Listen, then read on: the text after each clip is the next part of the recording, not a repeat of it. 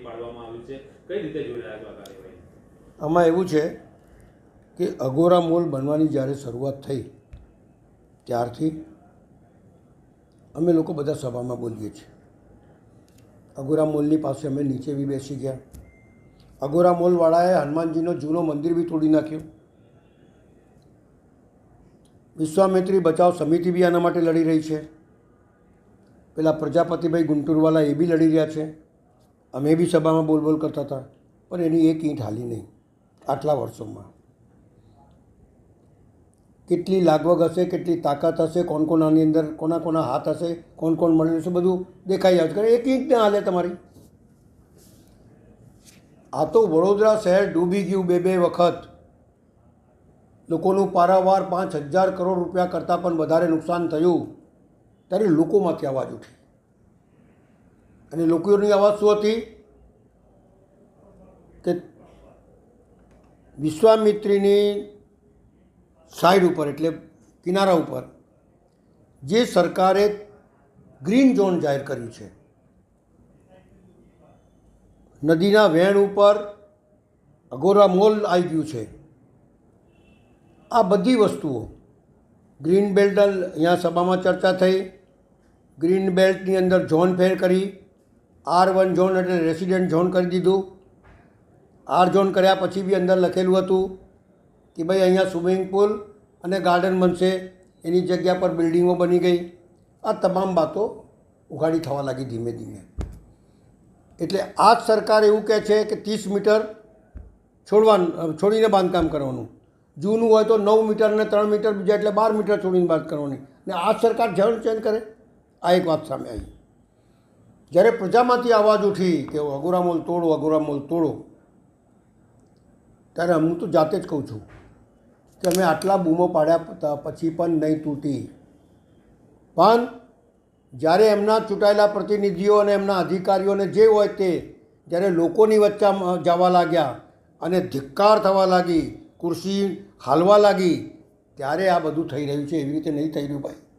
કારણ કે એમને લાગ્યું કે હવે લોકો નારાજ થયા છે, લોકોને બહુ દબાઈ દીધા, આપણે લોકોને બહુ હેરાન કરી લીધા, ઝોન ચેન્જ કરી લીધા, બિલ્ડિંગો બનાવી દીધી, બિલ્ડરોની આગળ પાછળ ફરવા લાગ્યા.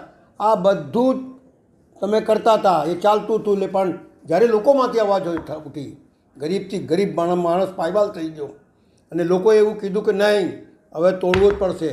અને એમને બી અમુક જગ્યા પર જવાન પ્રવેશબંધી થઈ ગઈ.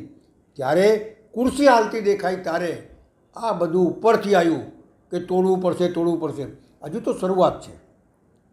સવાલ એ છે કે જ્યારે લોકોમાં અવાજ આવે, લોકો ક્રાંતિ કરે, ત્યારે ભલભલી સત્તા જતી રહે છે, યાદ રાખજો. અને આ સત્તા ડરથી આ બધું કાર્યક્રમ થઈ રહ્યું છે. અમારા બૂમ પાડવાથી કંઈ નહીં થયું, કોઈના બૂમ પાડવાથી કોઈ નહીં થયું, જેટલા લોકો ફરતા હતા એમનાથી કંઈ નહીં થયું.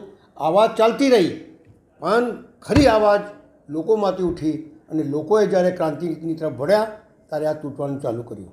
આજે બી આપના માધ્યમથી કહેવા માગું છું કે લોકો નિરાશ નહીં થાવ. એક દિવસ તમારું જ છે. ક્રાંતિ કરશો, લડાઈ લડશો, પોતાનો હક મેળવશો તો ભલભલી સત્તા જતી રહેશે. એટલે આપના માધ્યમથી કહેવા માગું છું કે આપે જે જાગ્યા, જે જાગૃતિ લાયા, અમે લોકો તો બોલતા રહ્યા, અમે લોકો લડતા રહ્યા, અમારાથી જે થયું તો એ કર્યું. પણ ફ્લોર પરથી ઉપર બેસીને અમે દિવાલ બાંધી દઈશું, અમે આ કરી દઈશું, ફટાકડા ફૂટી જાય ને કંઈ ના થાય.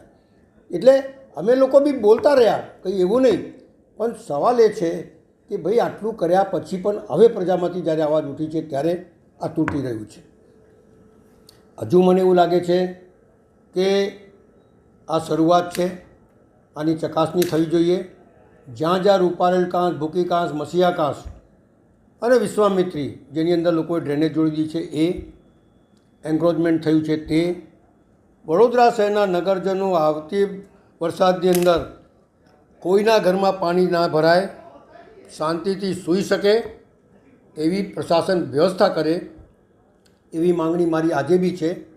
અને જેટલા લોકોએ ઝોન ચેન્જ કરાયા છે અને અવરોધ ઊભા કર્યા છે, સરકાર એમનું ઝોન બી કેન્સલ કરે અને લોકોને રાહત આપે એવી બી માંગ સાથે છે મારી. બીજી વસ્તુ એવી છે કે જ્યારે પ્રેસ કોન્ફરન્સ અમારા નેતા અમિતભાઈ ચાવડાએ કરી અને પ્રેસની અંદર એમને એવું કીધું કે ભાઈ અહીંયા નેતા લોકોએ ગેરકાયદેસર બાંધકામ કર્યું છે, આ છે તે છે, ઇવન તો બંગલાનું નામ બી લીધું. ત્યારે આ સભાની અંદર બહુ મોટી ચર્ચા થઈ ગઈ કે મારું 1 ઇંચ બી ખોટું નથી અને સામે જે બનાવ્યું છે એનું ખોટું છે. જ્યારે પક્ષાપક્ષીનું રાજકારણ આવ્યું ત્યારે એમાંથી ફુગ્ગો ફૂટ્યો અને સાચી હકીકત લોકોની સામે આવવા લાગી. જો એ તે દિવસ ના થયું હોત તો મને લાગે છે કે આ બધું ઢંકાઈ જવાનું હતું. હું તો કહું છું, વડોદરા શહેરમાં જેટલા બી ગેરકાયદેસર એમને નામ લીધું એટલે હોટલનું નામ લીધું ને આનું નામ લીધું ને તેનું નામ લીધું, બધાની ઇન્ક્વાયરી થવી જોઈએ. ખોટું હોય તો વડોદરા શહેરના નગરજનોની મિલકત છે. આ વડોદરા શહેર મારીને તમારી નથી, લોકોએ દાન કરેલી મિલકત છે. ચાહે 30% ભાવ હોય કે 40% લીધી હોય, તમે જે બી લીધી હોય, પણ છે વડોદરા શહેરના નગરજનોની. ચાહે સ્કૂલ બનાવવા આપી હોય, ચાહે જે જુદા જુદા પ્રકારના કામો માટે આપી હોય, પણ છે વડોદરા શહેરની મિલકત. આ જે જગ્યા પર બેઠેલા છે એ પણ વડોદરા શહેરના નગરજનોના ટેક્સના પૈસાથી આ કોર્પોરેશન ચાલતી હોય, ત્યારે આ શહેરના નગરજનોનો હક બને છે કે સાચી માહિતી મેળવે, નગરજનો હેરાન ના થાય એના માટે તમને બેસાડે છે બધાને, મને બી. અને એ જો હેરાન થતા હોય તો અમારામાં કોઈ કચાશ છે. અમે લોકો સારું કામ, અહીંયા અમારું તો કામ છે, વિરોધ પક્ષનું કામ છે નિર્દેશ કરવું, બતાડવું. મેં એક બી સભા એવી નહીં ચૂકી હોય કે જ્યાં મેં નિર્દેશ ના કર્યો હોય. અને નિર્દેશ કર્યા પછી જો આ લોકો કામ નહીં કરે તો સત્તા ઉપર શું મતલબ એનો કોઈ મતલબ કરો? જુદી જુદી મોટી મોટી વાર્તાઓ કરવી, જુદી જુદી વાર્તો બતાડવી. એટલે તમે જો એક એક કાર્યક્રમ જો કર્યા, નેક્સ્ટ ટાઈમ પર હું કહીશ કે કેટલા કામો એમને કર્યા છે અને કઈ રીતે કર્યા છે એ જોઈ લો તમે. સરકાર, એક જ વસ્તુ કહું છું કે સરકારે જ્યારે અહીંયાથી ઓક્ટ્રોય લીધી ત્યારે એવું કીધેલું કે 18% ગ્રોથ સાથે તમને પૈસા આપીશું. સાહેબ, આ સરકાર પાસે ઓછામાં ઓછા 25,000 કરોડ રૂપિયા માગીએ છીએ આપણે.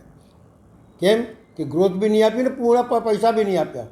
ઠાકોરભાઈ જેવા ઠાકોરભાઈ, આ શહેરમાં નામ લઈએ આપણે એમનું, ગેસ લાયા. સૌથી પહેલાં હિન્દુસ્તાનમાં ગેસ લાવનાર ડૉક્ટર ઠાકોરભાઈ.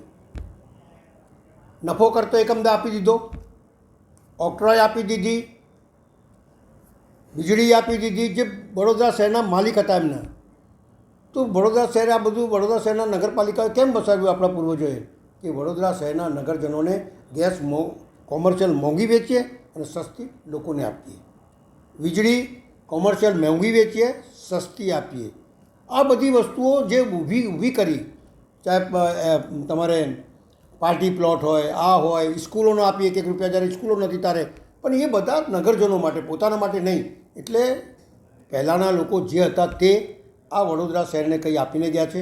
હું બધા સભાસદોને બધાને કહું છું કે આપણે કઈ આવવાવાળી પેઢીને આપીને જઈએ જેથી આ વડોદરા શહેરનું નામ રહે. આપણે લોકોના કહેવાથી નહીં ચાલીએ, કોન્ટ્રાક્ટરથી દબાઈ નહીં ચાલીએ, એવું મારું સ્પષ્ટ માનવું છે.